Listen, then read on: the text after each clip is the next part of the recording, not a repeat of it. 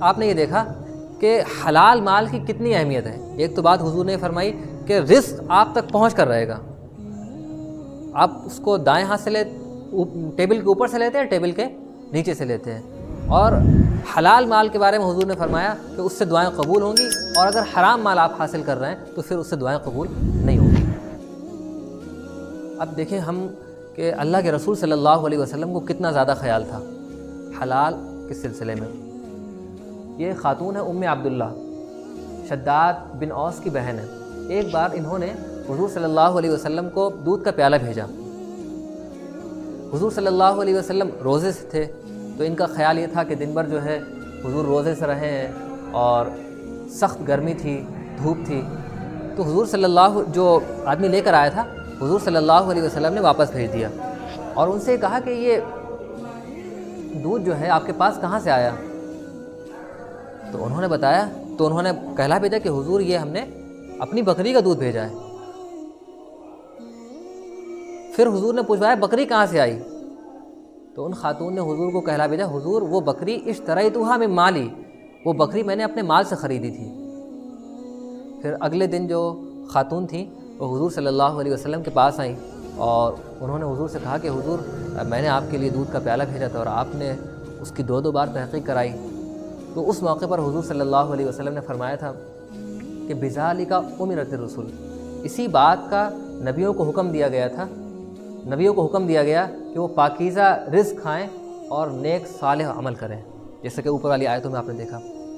تو حضور صلی اللہ علیہ وسلم کو آپ دیکھیں کہ حلال اور پاکیزہ رزق کے سلسلے میں کتنا زیادہ خیال ہے کہ حضور ایک بار نہیں دو بار اس کی تحقیق کرا رہے ہیں کہ جو دودھ کا پیالہ بھیجا گیا ہے اس سے ہمیں افطار کرنا ہے، وہ حلال طریقے سے حاصل کیا گیا ہے یا حرام طریقے سے حاصل کیا گیا ہے، اور حضور نے اس وقت تک پیا نہیں۔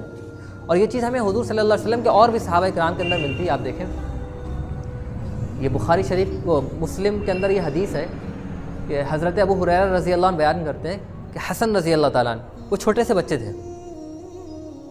اچھا ایک بار صدقے کی کھجوریں رکھی ہوئی تھیں، ڈھیر لگا ہوا ہوگا، چھوٹے بچے تھے، یہ گئے اور انہوں نے ایک کھجور اٹھا کر فوراً منہ میں رکھ لی جیسا بچہ کرتے ہیں۔ حضور صلی اللہ علیہ وسلم نے دیکھا تو فوراً کہا کخ کخ، کیا کر رہے ہو، نکالو منہ سے۔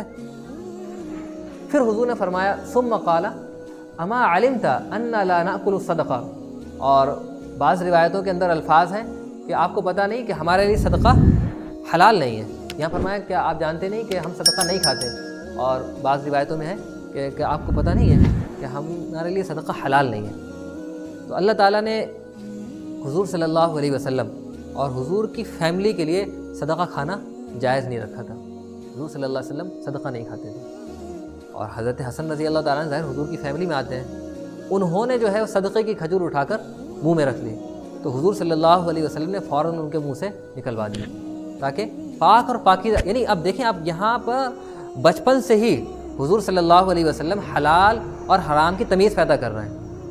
بچپن سے ہی جو ہے حضور صلی اللہ علیہ وسلم بچوں کے اندر یہ چیز جو ہے پیدا کرنے کی کوشش کر رہے ہیں۔ اور آپ کو اس طریقے کے بہت سے واقعات ملیں گے کہ حضور جو ہے بچوں کے ساتھ تربیت میں بڑا لحاظ کر رہے ہیں۔ بہت واقعات ہیں، مثال کے طور پر آپ نے دیکھا ہوگا کہ غالباً حضرت حذیفہ رضی اللہ تعالیٰ عنہ چھوٹے بچے تھے، تو ان سے حضور نے کہا یا غلام، یعنی کھانا کھا رہے تھے اور ان کا ہاتھ جو ہے وہ پلیٹ میں گھوم رہا تھا، تو حضور نے فرمایا یا غلام سم اللہ، اللہ کا نام لو، یعنی بسم اللہ پڑھ کر کھاؤ، وکل بیمینک، اپنے دائیں ہاتھ سے کھاؤ، وکل مما یلیک، اپنے سامنے سے کھاؤ، یعنی ادھر ادھر سے نہ کھاؤ۔